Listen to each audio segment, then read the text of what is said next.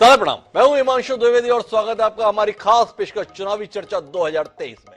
चुनावी चर्चा के तहत हम मध्य प्रदेश, छत्तीसगढ़ और राजस्थान में जो विधानसभा चुनाव होने जा रहे हैं इस पर लेकर नियमित रूप से बातचीत करेंगे। इसी क्रम में आज हमारी बातचीत मध्य प्रदेश की चुनावी तैयारियों के सिलसिले में है, जो वहां के सत्तारूढ़ दल भारतीय जनता पार्टी से जुड़ी हुई है। भारतीय जनता पार्टी ने पिछले 5 सालों में मध्य प्रदेश में कई कांग्रेसियों का भाजपाईकरण किया, बड़े खुले मन से स्वागत किया, दिल दरवाजे खोलकर स्वागत किया, खिड़कियां रोशनदान खोलकर स्वागत किया और नतीजा ये हुआ कि जो भारतीय जनता पार्टी 2018 के विधानसभा चुनाव नतीजे के समय अल्पमत में थी, वो वर्तमान में एक अच्छे खासे बहुमत के साथ सत्तारूढ़ है। पर भारतीय जनता पार्टी जो अब चुनाव में जा रही है, उसे लगता है कि भाजपा में प्रवेश के संदर्भ में कहीं कोई बैरिकेडिंग होनी चाहिए, कहीं कोई फिल्टर होना चाहिए, कहीं स्क्रीनिंग होनी चाहिए और उसके बाद ही लोगों को भाजपा में दाखिल होना चाहिए। ऐसा क्यों कर रही है भाजपा? इसे हमें आज समझना है। इसे समझाने के लिए हमारे साथ 3 खास मेहमान भी हैं, उनसे आपका परिचय कराएंगे, लेकिन उससे पहले देखेंगे वो खास रिपोर्ट जो इस मसले पर हमारे साथी ने तैयार की है। देखिए वो रिपोर्ट। मध्य प्रदेश में चुनावी माहौल में नेता दल बदल भी कर रहे हैं। चुनाव के दौरे में आस्था और पट्टा बदलना कोई नई बात नहीं है। ऐसे में बीजेपी ने नेताओं को पार्टी में लाने को लेकर नया प्रयोग किया है। इसके लिए बीजेपी ने न्यू ज्वाइनिंग टोली बनाई है। ये टोली बीजेपी में आने से पहले नेताओं कार्यकर्ताओं के बैकग्राउंड की स्क्रीनिंग करेगी। इस टोली में गृह मंत्री नरोत्तम मिश्रा और कृषि मंत्री कमल पटेल सहित कई वरिष्ठ नेताओं को शामिल किया गया है। न्यू ज्वाइनिंग टोली तय करेगी किसको मिलेगी पार्टी में एंट्री। आपराधिक पृष्ठभूमि वाले नेता कार्यकर्ता को नो एंट्री। महिला उत्पीड़न, छेड़छाड़, यौन अपराधों जैसे मामलों में आरोपी नहीं हो पाएंगे शामिल। पार्टी में एंट्री से पहले छवि का भी रखा जाएगा ध्यान। पीएम सीएम सहित पार्टी के नेताओं के खिलाफ बयानबाजी पर भी होगी नजर। पार्टी की टीम उस नेता का सोशल मीडिया अकाउंट भी देगी। मंगलवार को न्यू ज्वाइनिंग टोली की पहली बैठक बीजेपी ऑफिस में हुई। बैठक के बाद कमल पटेल ने कहा, अपराधियों की बीजेपी में कोई जगह नहीं है। वहीं कांग्रेस बीजेपी की इस कोशिश पर तंज कस रही है। लोग देख रहे हैं आशा भरी नजर से और लोग ज्वाइन करना चाहते हैं, इसलिए ज्वाइन कराएंगे। नहीं, आपराधिक पृष्ठभूमि वालों को भाजपा में कोई जगह ही नहीं है। जो भी समाज सेवा करना चाहता, देश सेवा करना चाहता, वो सबको शामिल भारतीय जनता पार्टी में हम करेंगे। देखिए, हम जहाँ तक जानते हैं 50 से ज्यादा जिला पंचायत सदस्य और 100 से ज्यादा जनपद सदस्य भाजपा की अब तक कांग्रेस की सदस्यता ले चुके हैं। तो भाजपा इनकी चिंता करे। भाजपा तो सिर्फ बेंगलोर और गुवाहाटी के रास्ते लेकर जाती है, अब करेगी सौदेबाजी। दरअसल चुनाव से पहले बीजेपी ने प्रदेश के अलग अलग इलाकों के जाति वर्ग को साधने के लिए न्यू ज्वाइनिंग टोली बनाई है। इसके जरिए पार्टी प्रदेश के हर क्षेत्र में नए लोगों को अपने साथ जोड़ने की कवायद कर रही है। चुनावी साल में इस कोशिश से पार्टी को बड़े फायदे की उम्मीद जगी है। भोपाल से सनी मालवीय की रिपोर्ट। तो कुल मिलाकर स्क्रीनिंग करेंगे, देखेंगे कि भाई बयानबाजी में कोई गड़बड़ तो नहीं है, कहीं सीएम के खिलाफ, कहीं पीएम के खिलाफ कुछ पहले बोला हुआ तो नहीं है। उसके आपराधिक मामलों को भी पड़ताल की जाएगी। पर साथ ही भाजपा इच्छुक है कि नए नए लोगों को शामिल भी कराया जाए। तो इस मसले को समझने की कोशिश करते हैं। हमारे साथ 3 खास मेहमान हैं। हमारे साथ डॉक्टर सनवर पटेल है, अध्यक्ष हैं वक्फ बोर्ड के, कैबिनेट मंत्री का दर्जा जिन्हें प्राप्त है। हमारे साथ भूपेंद्र गुप्ता जी हैं, मुखर आलोचक है भारतीय जनता पार्टी के, और इनके बीच में तटस्थ राय देने के लिए संदीप पौराणिक है। समझेंगे डॉक्टर सनवर पटेल जी से। क्या हो गया पटेल साहब, ऐसे अतीत के किन कांग्रेसियों ने आपके गले की फांस बन गई जिसके चलते लगा कि अब ऐसा नहीं करना है भाई, जरा देख समझ कर लेंगे? थोड़ा समझाइए ना, कौन इतना परेशानी का सबब बना कि ऐलान करना पड़ रहा है कि अब जो भी आएगा ठोक बजा कर लिया जाएगा? देखिए डॉक्टर साहब, मैं आपको बताना चाहता हूं कि भारतीय जनता पार्टी की नीति और रीति प्रारंभ से ही स्पष्ट है जी। भारतीय जनता पार्टी ने कभी भी ये नहीं चाहा कि हम कुछ भी करें जी। भारतीय जनता पार्टी शुरू से ही अपनी अपनी कार्य पद्धति के हिसाब से काम करती है। उसके कार्यकर्ता भी कैसे होना चाहिए, वो समाज क्षेत्र में समाज की चिंता करने वाले होना चाहिए, वो राष्ट्र की चिंता करने वाले होना चाहिए। तो इस प्रकार के कार्यकर्ताओं का जमावड़ा भारतीय जनता पार्टी के अंदर पहले से है। और आपने देखा होगा कि हम 2 से शुरुआत करते हैं और आज दूसरी बार लगातार पूर्ण बहुमत की सरकार बनाती। कहीं कोई इस प्रकार का प्रश्न नहीं कि हमारा कार्यकर्ता कोई उलुल जुलुल बयान दे, हमारा नेता कोई उलुल जुलुल बयान दे, कहीं कोई इस प्रकार के घटनाक्रम नहीं। लेकिन यह स्वाभाविक बात है कि भारतीय जनता पार्टी में जो भी कार्यकर्ता आएगा, क्योंकि कार्यकर्ता का आना तो निरंतर चलने वाली प्रक्रिया है, कार्यकर्ता का बनना निरंतर चलने वाली प्रक्रिया है, नए कार्यकर्ता बनना निरंतर चलने वाली प्रक्रिया है। तो जो भी कार्यकर्ता नए बने, पार्टी के साथ काम करना चाहे, जो समाज क्षेत्र में काम करना चाहते हैं, जो राष्ट्र के लिए काम करना चाहते हैं, वो कम से कम स्वाप छवि के हो, वो इस प्रकार से कोई महिला अपराध, यौन उत्पीड़न, इस प्रकार के लोग ना हो, ये पहले से ही भारतीय जनता पार्टी की अपनी रीति रही है और नीति रही है। तो आगे भी भारतीय जनता पार्टी इसी पर काम। मैं थोड़ा समझना चाहूंगा पटेल साहब, आपने बार बार जोड़ दिया कि कोई भी जो कार्यकर्ता आना चाहेगा तो उसकी छवि ऐसी नहीं होनी चाहिए, उसकी छवि वैसी नहीं होनी चाहिए, उसका मामला ऐसा होना चाहिए। तो कार्यकर्ताओं के संदर्भ में पैरामीटर रहेंगे, पर अगर नेता अगर आएगा तो उसके संदर्भ में कोई दिक्कत नहीं है। नेता कैसा भी चलेगा, कितना ही खराब बयान क्यों ना दिया हो पूर्व में, उसके संदर्भ में दिक्कत नहीं है।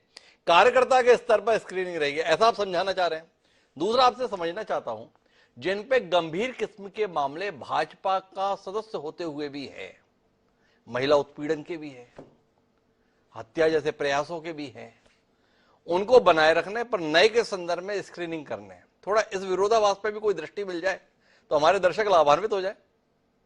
साहब, आप प्रयास यही कर रहा था, लेकिन मैं शायद आपको नहीं समझा पाया, फिर से कोशिश करता हूं। देखिए डॉक्टर साहब, भारतीय जनता पार्टी में बड़े से बड़ा नेता भी पहले कार्यकर्ता है जी। हमारा तो शीर्ष नेतृत्व जो है, जो देश ही नहीं दुनिया के सबसे लोकप्रिय नेता हैं, वो भी सबसे पहले ये कहते हैं, देश के प्रधानमंत्री, कि मैं कार्यकर्ता भाव से आया हूं जी। अमित शाह जी हैं, आधुनिक राजनीति के चाणक्य कहे जाते हैं, लेकिन वो पहले कार्यकर्ता के भाव से वो अपना काम की शुरुआत करते हैं। तो ये नेता या कार्यकर्ता के लिए अलग अलग बात नहीं है। हर नेता पहले भारतीय जनता पार्टी का कार्यकर्ता है, इसलिए मैंने कार्यकर्ता कहा। हर नेता। पटेल साहब, मैं फिर अपने सवाल को दोहराता हूं, भाई पहले भी तो आप ले रहे थे, तब तो आपने कभी ऐसा ऐलान नहीं किया था, हम स्क्रीनिंग करेंगे, हम पता करेंगे, हम उसका सोशल मीडिया अकाउंट खंगालेंगे। जो काम का लगा उसे कल का पहना हुआ कांग्रेस का दुपट्टा भगवा का तब्दील करके आपने ले लिया। अब ऐसा क्यों? भाई इतना भर बता दीजिए। भाई प्रधानमंत्री के खिलाफ बोलने की बात है, क्या बढ़िया भाषण देते थे ज्योतिरादित्य सिंधिया, आनंद आ जाता था, पर उन्हें लेने में तो आपने नहीं सोचा यार कि ये कैसे बोले हैं, पहले किस प्रकार की बात बोले हैं। नरेंद्र सलूजा जी आजकल कमलनाथ जी को पानी पी पी के कोसते, आपके साथी प्रवक्ता है, पर क्या प्रशस्ति गान करते थे कमलनाथ जी का, और कैसे आपके संदर्भ में चीर हरण की कोशिश करते थे, हमने देखा है। तो आपसे जानना यह है कि अतीत के ऐसे कौन से कटु अनुभव हैं जिनसे सबक लेते हुए आपने तय किया कि बस अब बहुत हो गया, ये सब जाना। देखिए डॉक्टर साहब, ऐसे कोई कटु अनुभव नहीं है और ना कोई ऐसा ऐलान है, ये तो भारतीय जनता पार्टी की व्यवस्था है। भारतीय जनता पार्टी का अपना मापदंड है, भारतीय जनता पार्टी का सीधा मापदंड है, जो समाज के लिए काम करना चाहता हो, जो राष्ट्र के लिए काम करना चाहता हो, वो भारतीय जनता पार्टी में उसका स्वागत है। आपने जिन बड़े नेताओं का नाम लिया, अगर उन्होंने राष्ट्र निर्माण के लिए काम करने का तय किया, अगर उन्होंने मध्य प्रदेश को बचाने का तय किया, देखिए वो कांग्रेस में भी थे तो बड़े नेता थे, वो बड़ा चेहरा थे। जब उन्होंने कांग्रेस में रहते हुए भी ये कहा कि हमने जो वचन पत्र में वचन दिए हैं उन वचनों को पूरा करना होगा, और अगर हम वचन पूरे नहीं करेंगे तो मैं रोड पर उतरूंगा, तो बड़े दम और बहुत ही बड़े घमंड से कमलनाथ जी ने कहा उतर जाइए। तो मध्य प्रदेश को बचाने के लिए वो रोड पर उतरे, मध्य प्रदेश को बचाने के लिए उन्होंने भारतीय जनता पार्टी के साथ आया और भारतीय जनता पार्टी की रीति नीति में समरस होकर आज जो मध्य प्रदेश को उन्होंने बचाया है 3.5 सालों में। वरना यहाँ तो बस एक सवाल और डॉक्टर सनवर पटेल, अगर ऐसी अभिलाषा के साथ कोई व्यक्ति अभी भी आएगा तो फिर उसके लिए ये शर्तें नहीं रहेंगी जो शर्तें अभी कमल पटेल जी बता रहे हैं, तय है ना? कोई प्रश्न करेगा तो कमल पटेल जी ने जो जवाब दिया वही जवाब दिया जाएगा। भारतीय जनता पार्टी की रीति थोड़ा विरोधाभास है। एक बार फिर सनवर पटेल जी विचार कीजिएगा कि आप कहना क्या चाह रहे हैं। आपने तो कह दिया आपको समझा नहीं पा रहा, तो मेरी समझ में तो आपने सवाल लगा दिया, पर दर्शकों की समझ में आए ऐसा कोई तर्क खोजिएगा कि क्या करना चाहता है। लेकिन मैं भूपेंद्र गुप्ता जी के पास जाना चाहता हूं, और भूपेंद्र जी आपसे जानना चाहता हूं, क्या ऐसा भाजपा में कर दिया आपने जिसके चलते भाजपा को लगा अब हर कांग्रेसी के लिए भाजपा का दरवाजा नहीं खुलेगा, अब सिलेक्टिव रहेगा, विपक्षी नेताओं को ऐसे ही एंट्री नहीं मिलेगी। पहले देखेंगे, आपका पूरा सीवी देखेंगे, आपका पूरा इतिहास खंगालेंगे, और उसके बाद विचार करेंगे कि भाजपा के लायक आप हैं या नहीं। क्या कहते हैं? भाजपा की शुचिता पे आप सवाल उठाते थे, भाजपा ने वापस शुचिता की ओर ध्यान दे लिया। क्या कहते हैं भूपेंद्र जी? गजब का ध्यान दिया है आपने तो। अभी इनकी बिल्कुल जो है हवा निकाली, और इस हवा निकलती हुई हवा में सूसो सूसो की आवाज आ रही थी। मैं ये कहना चाहता हूँ कि ये इनके दो मुंह हैं, कहने का अलग है, खाने के अलग है, दिखाने के दांत अलग है। ये दिखाने के दांतों की टोली है जो चर्चा कर रही है। अभी यहाँ पर 10 दिन पहले प्रधानमंत्री जी आए थे, उन्होंने चिल्ला कर कहा था घोटालों की गारंटी, चोर 70,000 करोड़ के चोर, और उस 70,000 करोड़ के चोर को 3 दिन बाद वॉशिंग मशीन में से निकाल के उसके साथ सरकार बना ली। तो कितना इनने सिलेक्टिव है ये देखिए आप। बाकायदा उसका बायोडाटा चेक करा, 70,000 करोड़ का इसने घोटाला किया है, ये सिंचाई घोटाला किया है, और उसके बायोडाटा से संतुष्ट होने के बाद उसको अपने साथ उसको सरकार में उप मुख्यमंत्री बना लिया। अब सुना है कि मुख्यमंत्री बनाने वाले। तो इनका अपना एक पैरामीटर है कि हमको जो है कितने करोड़ के घोटाले वाला आदमी हमारे पैरामीटर में फिट होगा। तो ये बायोडाटा इसलिए चेक करते हैं कि 70,000 करोड़ से कम वाला नहीं चलेगा, उसमें थोड़ा कम है तो थोड़ा छोटे पदों पर उसको देखेंगे। तो ये जो ये काम कर रहे हैं, ये काम जो है पूरा देश देख रहा है। पूरे देश के चोर उचक्के लुटेरे, उनको जो है इनकी वॉशिंग मशीन से गुजर के सफेद कपड़े हो जाते हैं उसके, और जो है उसके बाद बेशर्मी से खीखी करते हैं। देशभक्ति के लिए जो काम कर रहे हैं, ये सब देशभक्त लोग हैं जो आए। अच्छा भूपेश जी, एक बात बताइए, कितनी राहत महसूस कर रहे हैं अब आप? क्या ये जितने लोगों को प्रवेश कराते हैं, अधिकांश तो आपसी ताल्लुक रखते हैं मध्य प्रदेश के संदर्भ में, तो आज बैठक में तय किया है अब हर एक को नहीं कराएंगे, थोड़ा सोच समझ के कराएंगे, थोड़ा ठोक बजा के कराएंगे। तो कितनी राहत की सांस ले रहे हैं दिग्विजय सिंह, कितनी राहत की सांस ले रहे हैं कमलनाथ, वो कितना शांति अनुभव कर रहे हैं भूपेंद्र गुप्ता जी की भाई अब अपने यहां से लोग ज्यादा जाएंगे वाएंगे नहीं, क्योंकि अब भाजपा सोच समझ कर लेगी। थोड़ी राहत है।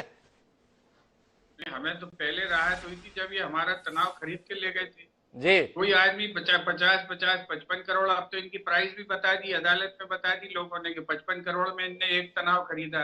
वैसे जो है 28 तनाव ये खरीद के ले गए। जो लोग बीमारियां खरीदते हैं उनसे तो हम वैसे ही राहत महसूस करते हैं कि हमारे यहाँ की बीमारियां ये उठा के ले गए। अब तो इनको ये देखना है कि इनको राहत है कि नहीं है। अरे भूपेश एक बार बताइए, आप अपने यहाँ इतने बीमारियां रखते क्यों है? वैसे इसके संदर्भ में कुछ दृष्टि मिल जाए आपसे। आपने कहा हमारी बीमारी ले गए, हमारा तनाव ले गए, ये आप इतने उदार क्यों हैं बीमारियां पालने के लिए? 138 साल पुरानी पार्टी जी। शरीर, स्वस्थ शरीर में भी कई बीमारियां लगती रहती हैं। सनप्पर भाई जानते हैं, अभी तो ये ताजा इनको मसला है जी। तो इन्हें मालूम नहीं है कि कितने तरह की बीमारियां इनकी पार्टी खरीदती है और कितने तरीके से लोगों को। तो अभी कितनी बीमारियां बची हैं आपके पास में भूपेंद्र जी, या सबसे निजात मिल गई? अब तो कोई दिक्कत की बात तो नहीं है?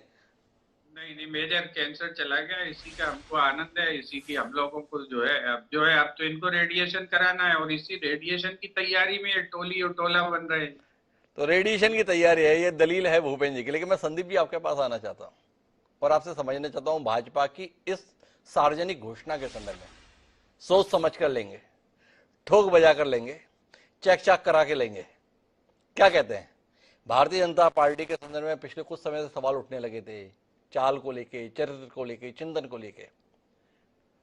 अभी मध्य प्रदेश से बार बार हवा आ रही है, पुराने लोगों की तरफ लौटे, पुराने सिद्धांतों की तरफ लौटे, पुराने मूल्यों की तरफ लौटे, उसी दिशा में एक कदम है। देखिए हिमांशु जी, चुनाव करीब है और चुनाव जो ना कराए सो कम है जी। चुनाव से पहले दल बदल बहुत आम होता है जी। और ये दौर चल रहा है सोशल मीडिया का। जी। जैसा आपने पहले कहा ना कि चुनाव से पहले या उससे कई साल पहले उस नेता ने चाहे प्रधानमंत्री के खिलाफ बयानबाजी की हो या सरकार के खिलाफ की हो, तमाम लोगों के खिलाफ, वो जैसे ही पार्टी बदलता है वो वायरल हो जाते हैं। जी। तो सरकार या राजनीतिक दल, चाहे बीजेपी हो चाहे कांग्रेस, उसके सामने एक संकट खड़ा हो जाता है और जवाब देना आसान नहीं होता है। और इस समय कांग्रेस जो सबसे ज्यादा उपयोग कर रही है वो ज्योतिरादित्य सिंधिया के कांग्रेस में रहते हुए दिए गए बयानों को सोशल मीडिया पर खूब वायरल कर रही है। ऐसी स्थिति में बीजेपी सोचने को मजबूर है, क्या वाकई में ऐसे लोग बड़ी संख्या में आ जाएंगे तो उसका जवाब पार्टी देगी कैसे? जी। और ये समय ऐसा होता है चुनाव का कि बड़ी तादाद में लौट जिसको हम कहें थोकबंद लोग पार्टियां बदलते हैं। यही कारण है कि कमलनाथ जी ने एक अनाउंस किया है कि वो उस व्यक्ति को शामिल करेंगे जिसकी जिला इकाई अनुशंसा करेगी। यानी उन फिल्टर तो उनने भी लगाया है जी। तो उस व्यक्ति के बारे में पहले जानकारी उनके पास आ जाएगी, उसके बाद वो दल बदल कराएंगे। यही बात बीजेपी कह रही है। बीजेपी सत्ता में है, एंटी इनकम्बेंसी की बात है, कांग्रेस उसके खिलाफ मोर्चा खोले हुए है। ऐसी स्थिति में आपके पास सिर्फ एक रास्ता बचता है कि जो भी व्यक्ति आपके यहां आए उसके बारे में आपके पास जानकारी हो। ऐसा तो नहीं उसने प्रधानमंत्री से लेकर तमाम नेताओं के खिलाफ मंच पर खड़े होकर खुलकर बयान दिए हों, सरकार पर आरोप लगाए हों, निजी हमले किए हों नेताओं पर, और उसके साथ साथ उसके खिलाफ ऐसे मामले दर्ज हों जो इशू बन जाए, महिला चरित्र का मामला हो या उत्पीड़न का मामला हो, तो बीजेपी ये मान के चल रही है कि कांग्रेस हमलावर है। संदीप अरोड़ा जी, बीच में मैं रोकना चाहता हूं आपको और आपसे जानना चाहता हूं, क्या भाजपा की दिलचस्पी वाकई अब नेताओं में नहीं रह गई? भाई जो जितना बड़ा नेता होगा वो मोदी जी के खिलाफ उतना बढ़िया भाषण दिया होगा, जो जितना बड़ा नेता होगा उसने शिवराज सिंह चौहान के सम्मान में पिछले समय में कसीदे पड़े होंगे। तो क्या हम माने, क्या भारतीय जनता पार्टी को दिलचस्पी कांग्रेस या विपक्ष के आम कार्यकर्ता में है, बड़े नेताओं में नहीं है? क्योंकि बड़ा नेता ऐसा है कौन जो शिवराज सिंह चौहान, नरेंद्र सिंह तोमर या नरेंद्र मोदी, अमित शाह को कोसे बगैर कांग्रेस में बड़े नेता की हैसियत में होगा? कोई है आपकी निगाह में? तो क्या माने, अब कांग्रेस निश्चिंत रहे, अब उसके यहां से कोई बड़ा नेता नहीं जाएगा? देखिए हिमांशु जी, तय मान के चलिए कि कांग्रेस का ऐसा बड़ा नेता कोई नहीं है जो कांग्रेस बीजेपी में जाने की तैयारी में हो। जिन्हें हम उंगलियों पे गिनते हैं वो बड़े नेता हैं। चाहे विंध्य के गिन लें आप, अजय सिंह को गिन लें, मालवा निमाड़ में चले जाएं, अरुण यादव हो जाएंगे या दिग्विजय सिंह हो जाएंगे, कमलनाथ जी हो जाएंगे, उनके बेटे हो जाएंगे। ये वो नेता हैं जिनकी संभावना नहीं है कि वो बीजेपी में जाएंगे। बीजेपी की नजर बड़े नेताओं की बजाय उन नेताओं पर है जो विधानसभा स्तर पर सक्रिय है। लिहाजा वो अगर आरोप भी लगाएंगे तो अपने जिलाध्यक्ष पर लगाएंगे, अधिकतम मुख्यमंत्री पर लगाएंगे, प्रधानमंत्री और गृह मंत्री तक तो वो जाएंगे भी नहीं। तो मुख्यमंत्री पे आरोप को कंसीडर कर लेंगे सनवर पटेल जी? भाई संदीप अरोड़ा जी का कहना है भाई प्रधानमंत्री के संदर्भ में रिजर्वेशन रहेगा, ज्यादा से ज्यादा क्या होगा इन नेताओं का विधानसभा के स्तर पे? मुख्यमंत्री को कोसते होंगे, कंसीडर है। शिवराज सिंह चौहान को तुमने गाली दी है, ले लेंगे, कोई दिक्कत की बात नहीं। ऐसा है क्या सनवर जी? देखिए डॉक्टर साहब, ऐसा बिल्कुल नहीं है जी। और मैं आपको बताना चाह रहा हूँ शुरुआत से ही कि ये हमारा कोई ऐलान नहीं है, ये तो हमारी नीति है। ये भारतीय जनता पार्टी की डे 1 से नीति है। भारतीय जनता पार्टी की अपनी सूचिता के साथ काम करती है। अब हमारे विद्वान साथी जो भूपेंद्र गुप्ता जी हैं, उन्होंने घोटालों की बात कही। देखिए, धोती घोटाला पहली बार उत्तर प्रदेश में हुआ, जीप घोटाला पहली बार कांग्रेस सरकार में हुआ। क्या वेफोर्स, क्या 2G, क्या 3G, क्या 4G, क्या कोयला घोटाला? अरे घोटालों की तो डेफिनेशन आपने पूरे देश की। अरे सनवर पटेल जी, देखिए आप क्या है ना, 20 साल, 30 साल, 40 साल, 50 साल पहले के भी इतिहास को बड़े अच्छे से याद किए हुए हैं। पर भूपेंद्र जी का क्या है, इतनी अच्छी याददाश्त नहीं है। उन्होंने क्या है, महीने, 15 दिन, 2 महीने पुरानी बातों को याद रखा है और भोपाल में जो कहा उसको याद रखा। तो भूपेंद्र जी ने याद दिलाया, मैं भी आपको याद दिलाता हूं। भाई भोपाल में माननीय प्रधानमंत्री जी आए थे, आपकी पार्टी के और हमारे देश के सबसे बड़े नेता। उन्होंने एक डेफिनेशन बताई थी, एनसीपी, नेचुरल करप्ट पार्टी, और उसके खाते में बताए थे 70,000 करोड़। अब भूपेंद्र जी समझ नहीं पा रहे कि भाई जब स्क्रीनिंग इतनी बढ़िया है, रीति नीति इतनी बढ़िया है, तो ये 70,000 करोड़ के घोटाले के मामले का मुख्य अभियुक्त भाजपा के साथ सत्ता में हिस्सेदार कैसे हो गया? अब भूपेंद्र गुप्ता जी, आपने पिछली बार मुझे समझाने में आप नाकाम रहे थे, पर भूपेंद्र जी को तो आप विद्वान मानते हैं, आपने खुद ही कहा विद्वान साथी बैठे हैं, भूपेंद्र जी को तो आप समझा लेंगे। थोड़ा समझा दीजिए ना आप, कैसी स्क्रीनिंग है और क्या जो महाराष्ट्र की स्क्रीनिंग है वही मध्य प्रदेश की भी स्क्रीनिंग रहेगी? डॉक्टर साहब, मैं ये पूछना चाह रहा हूं कि क्या आज जो 70,000 करोड़ के आरोपी है, कल 70,000 करोड़ के आरोपी नहीं थे, कांग्रेस में थे तो? और अगर कांग्रेस ने थोड़ी कहा कि भाई हमारे को नहीं चलेगा, आपने बताया हमको नहीं चलेगा इसलिए आपने सवाल कर लिया। कांग्रेस ने बोला क्या? भूपेंद्र जी यहां पे बोले जी। देखिए ये कब किसने नाम लेकर बोला? बहुत स्पष्ट है कि भारतीय जनता पार्टी अपनी रीति नीति के साथ काम करती है। भारतीय जनता पार्टी ये कोशिश करती है कि भारतीय जनता पार्टी में काम करने वाले लोग साफ छवि के लोग हो, वो समाज और देश के हित में काम करने वाले लोग हो। हम तो बिल्कुल आपकी दलील से 100% सहमत हैं। वो भूपेंद्र जी ने असल में शंका पैदा कर दी। उन्होंने कहा भाई ये साफ छवि के लोगों के साथ रहते हैं, ये अजीत पवार किस छवि के हैं? अब आप बताओ सनवर पटेल जी, अजीत पवार किस छवि के हैं? नरेंद्र मोदी जी गलत है या आपकी दलील गलत है? भाई इसका उत्तर मिलना चाहिए ना। आप गलत बात कर रहे हैं। देखिए मोदी जी ने कब कहा अजीत पवार के नाम लेकर बोला? अच्छा, तो ये नेचुरल करप्ट पार्टी जिसको बोला था और 70,000 करोड़ घोटाले का जो आरोप उन्होंने सीधे भोपाल में बोला था, वो किसके लिए बोला था? अच्छा चलिए आप ही बताइए, हमारी तो समझ कम है ना। बता दीजिए, अजीत पवार जी का नाम लेकर बोला, कोई वीडियो बता दीजिए। अरे भाई मैंने अजीत पवार जी का नाम लेकर बोला, 100% आप ठीक बोल रहे थे पटेल जी। ये बताइए किसके लिए बोला था? आपको ऐसा क्यों लग रहा है? अच्छा आप बताइए ना किसके लिए बोला था? अगर उन्होंने नाम लेकर नहीं बोला तो नहीं बोला। अच्छा चलिए मैं बोलता हूं, देवेंद्र फडणवीस ने तो नाम लेके बोला कि अजीत पवार जेल में चक्की पीसिंग एंड पीसिंग। वो उल्टा रहा है, अजीत पवार देवेंद्र फडणवीस के साथ में बैटिंग एंड बैटिंग। क्या कह रहे हैं? कौन से कान में आकर बोला मुझे नहीं पता, आपके कौन से कान में आकर बोला, उल्टे कान में बोला, सीधे कान में बोला, डॉक्टर साहब मुझे नहीं पता है। मुझे तो ये पता है कि हम मध्य प्रदेश के भारतीय जनता पार्टी के कार्यकर्ता हैं, मध्य प्रदेश भारतीय जनता पार्टी के प्रवक्ता हैं, और जो भारतीय जनता पार्टी तय कर देती है उस तय के सनोर पटेल जी आपसे वादा रहा, अगली बार जब आप मेरे साथ जुड़ेंगे ना, देवेंद्र फडणवीस का ये बयान जिसमें वो चक्की पीसिंग एंड पीसिंग अजीत पवार के लिए बोल रहे हैं ना, आपको जरूर सुनाऊंगा, ताकि आपको गफलत ना रहे कि मेरे दाएं कान में बोला या बाएं कान में बोला। लेकिन मैं भूपेंद्र जी वापस आपके पास आना चाहता हूं। मैं महाराष्ट्र में जो भी हुआ, मध्य प्रदेश में भारतीय जनता पार्टी के संगठन को अलग ही सम्मान के साथ देखा जाता है। देव दुर्लभ कार्यकर्ताओं की फौज मध्य प्रदेश के संदर्भ में कही जाती है। पिछले कुछ समय से भारतीय जनता पार्टी का संगठन अपने पुराने नेताओं और कार्यकर्ताओं को पूछने परखने की कोशिश कर रहा है। क्या आपको नहीं लगता है चुनावी दृष्टि से भाजपा का यह कदम आपके लिए संकट पैदा करने वाला है, या आज की घोषणा को राहत करने वाली है कि आपके लोग आपके साथ बने रहेंगे? भाई भाजपा में नहीं जा पाएंगे क्योंकि पैरामीटर अब सख्त हो गए, उदारता से नहीं है।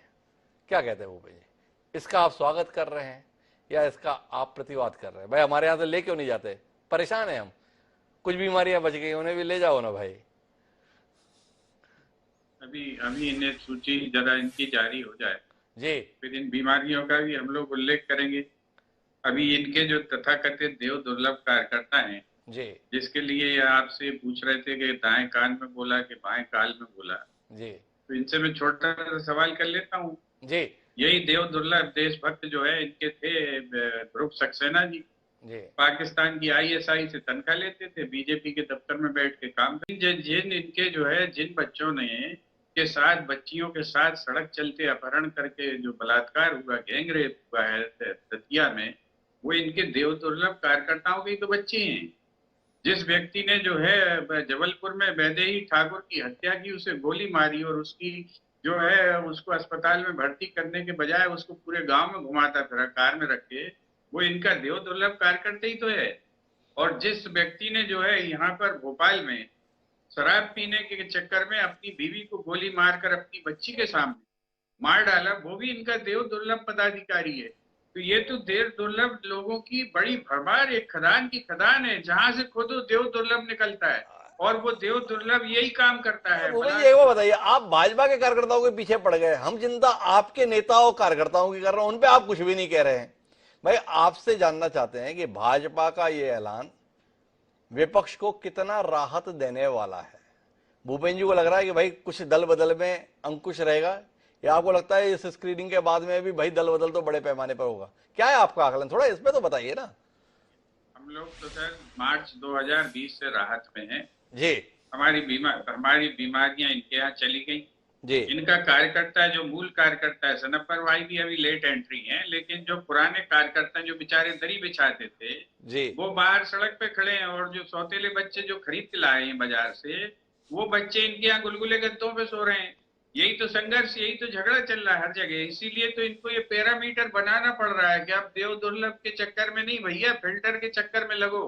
फिल्टर से घुसेगा अंदर आदमी, लेकिन फिल्टर इनने कौन सा लगाया कि वही जो है तो सगे की जगह सौतेलों को महत्व मिल रहा है। ये भूपेंद्र गुप्ता जी की टिप्पणी है। तो संदीप जी फिर से आपके पास में रुक करता हूं, और आप क्या देख पा रहे हैं भूपेंद्र गुप्ता जी के बयानों में? राहत देख पा रहे हैं या खींच देख पा रहे हैं? थोड़ा आपका आकलन मिले, क्या देख रहे हैं आप? भूपेंद्र गुप्ता जी जिस तरीके से बोल रहे हैं, बोले हम तो 2020 मार्च से ही राहत में है, ये राहत के शब्द हैं या खींच के शब्द हैं? क्या कहते हैं संदीप जी? देखिए हिमांशु जी, ये बात बिल्कुल सही है कि ज्योतिरादित्य सिंधिया के जाने से कांग्रेस के कुछ लोगों ने राहत महसूस की थी, लेकिन पार्टी का एक वर्ग था जिसने ये भी महसूस किया था कि एक चेहरा जो पार्टी के पास था वो चला गया। वो भूपेंद्र जी की अपनी व्याख्या है जी। लेकिन हिमांशु जी एक चीज मान के चलिए कि आने वाले समय में कोई बड़ा नेता आएगा तो ये पार्टी ने ठीक है कि अपनी लाइन तय कर ली है कि बयान नहीं दिया हो, उसका चरित्र ऐसा हो, लेकिन उसे एंट्री तो मिलेगी। अगर वो वोट जुगाड़ में सफल होगा, वोट का बैंक लेके आएगा, या उम्मीद होगी कि वो सफलता का रास्ता तय कराने में सतीश जी एक बात समझना चाहता हूं आपसे, क्या आपको ऐसा नहीं लगता है कि भारतीय जनता पार्टी कहीं ना कहीं ये महसूस कर रही है कि पिछले कुछ समय से पार्टी के जो कदम रहे उसने पुराने कार्यकर्ताओं और नेताओं के मन में एक अविश्वास और असंतोष पैदा किया? तो ऐसे चुनावी माहौल में पुराने कार्यकर्ता नेता अपने आप को असुरक्षित ना समझें, नए लोग अतिरिक्त महत्व ना पाएं, इसलिए व्यवस्था बनाई गई है। कोई लगातार खबरें क्या आ रही है? खबरें यही आ रही हैं कि जब से अमित शाह सक्रिय हुए, जब से भूपेंद्र यादव अश्विनी वैष्णव आए और जब से नरेंद्र सिंह तोमर चुनाव प्रबंध समिति के प्रमुख बने, पुराने कार्यकर्ता और पुराने नेताओं को तवज्जो दी जा रही है। क्या कहते हैं आप? ये ऐलान भी पुराने कार्यकर्ताओं को संबल देने के लिए, हौसला देने के लिए, भरोसा देने के लिए? इसमें दोनों चीजें हैं हिमांशु जी, एक तो भरोसा पैदा करने की कोशिश है और दूसरी तरफ जो नए पदाधिकारी हैं, या आपने जैसा कहा कि नरेंद्र सिंह तोमर को प्रबंध समिति का अध्यक्ष बनाया गया, भूपेंद्र यादव आए, अश्विनी वैष्णव, तो कहीं ना कहीं पुराने लोगों को एडजस्ट किया जा रहा है पार्टी में। अभी जो समितियां बन रही हैं उसमें भी वही हो रहा है। जो अभी किनारे चल रहे थे जयंत मलैया, उनको घोषणा पत्र समिति का अध्यक्ष बनाया गया। तो पुराने लोगों में भरोसा पैदा करने की कोशिश है, वहीं ये भी संदेश देने की कोशिश हुई है कि नए लोगों को पार्टी में बहुत ज्यादा महत्व नहीं दिया जाएगा। मैं आखिरी बातचीत के लिए आना चाहता हूं डॉक्टर सनवर पटेल, आपके लिए एक बयान है मेरे पास में, जरा सुनिए ना। मी काय करणार, आमचे नाथाभाऊ खडसेंच्या भाषेत सांगायचं झालं तर आमचं सरकार आल्यानंतर अजितदादा चक्की पिसिंग पिसिंग पिसिंग एंड पिसिंग। जी सनवर पटेल जी, सुनाई दिया ना आपको? दाएं से भी बाएं से भी अजीत पवार चक्की पिसिंग पिसिंग एंड पिसिंग। अब बताइए क्या कहते हैं?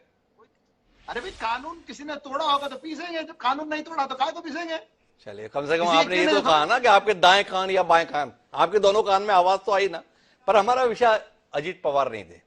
कुल मिलाकर आपसे आखिरी टिप्पणी चाहता हूं, ये ऐलान भारतीय जनता पार्टी के पुराने कार्यकर्ता और नेता को क्या एहसास कराने के लिए, इस पे कुछ कहेंगे सनवर पटेल साहब? भारतीय जनता पार्टी का पुराना नेता, नया नेता सब एक है और भारतीय जनता पार्टी ऐतिहासिक विजय की ओर आगे बढ़ रही है।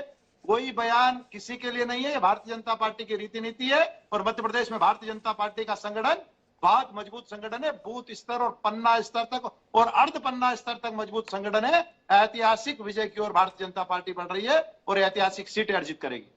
तो कुल मिलाकर हमारी बातचीत का निष्कर्ष ये बताता है कि भारतीय जनता पार्टी अपने पुराने कार्यकर्ताओं और नेता, इनकी पूछ परख के साथ ही अब चुनाव मैदान में जाएगी। सनवर पटेल जी का दावा है कि हम प्रचंड बहुमत के साथ फिर से वापस आने जा रहे हैं। पर जिस तरीके से भारतीय जनता पार्टी के शीर्ष नेतृत्व ने कमान अपने हाथों में थाम रखी है, वो बता रहा है कि मध्य प्रदेश को लेकर स्थानीय नेतृत्व से कहीं ज्यादा शीर्ष नेतृत्व फिक्रमंद है, संजीदा है और तैयारियों में लगा है। पर यह ऐलान भूपेंद्र गुप्ता जी समेत तमाम विपक्षी दलों को कितनी राहत दे रहा है, इसका पता तो आने वाले समय में ही चलेगा। बहरहाल, आप तीनों मेहमानों का बहुत बहुत धन्यवाद हमारे साथ चुनावी चर्चा का हिस्सा बनने के लिए। तो दोस्तों, आज के इस कार्यक्रम में इतना ही। कल फिर मिलेंगे नई चुनावी चर्चा में। मुझे दीजिए प्रणाम।